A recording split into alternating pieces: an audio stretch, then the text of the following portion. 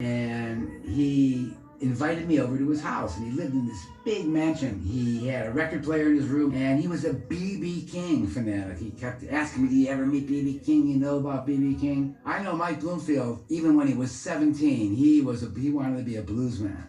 Michael and I would see each other in the halls and say hello, and he's one of those times he said, "Man, then you got to come on down with me. I can borrow my mother's car, and we could go down to the south and west side of Chicago," which really no one ever did at that particular time.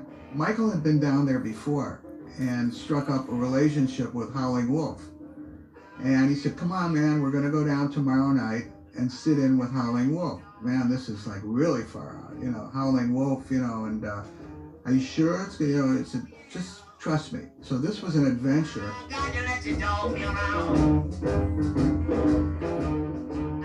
We went down to the west side at a club called Silvio's.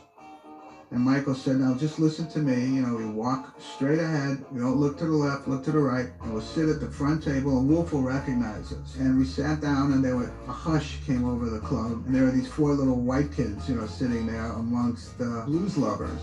Mike Bloomfield. Wolf used to let him on the bandstand and play.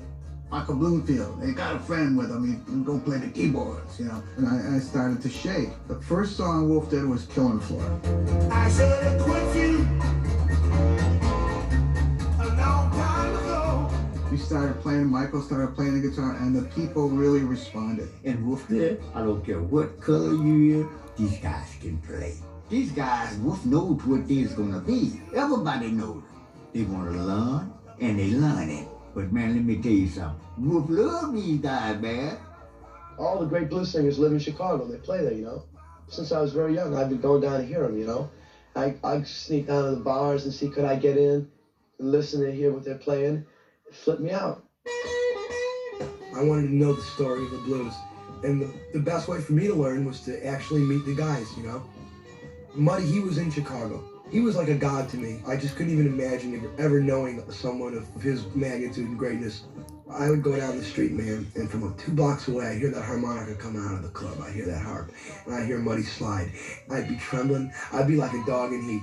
I didn't know what to do. I'd get near that place, man. I'd be all a quiver. I'd stand out in front. Me and Roy Ruby, man, we'd stand out. This buddy of mine. We would stand out in front, man, and just peer in the window. We were too young to get in, We had phony IDs. They just laughed at us. I would just stand all night long in the window, man. It was just an amazing thing for my eyes to behold. You said you love me, darling. Not that we were so good at that time, but they recognized the reverence and the passion that we had for their music and the respect, which was really important. And Wolf liked it too. In some cosmic way, these older black blues musicians knew who these young white men were and what they had come for. They welcomed them with gracious hospitality and genuine warmth and affection. They shared their world freely with these visitors. These kids found something they couldn't find at home. They found love. It was a coming together of generations, bonded by music, and transcended social issues. It was about sound, not color. It was about the love of the blues.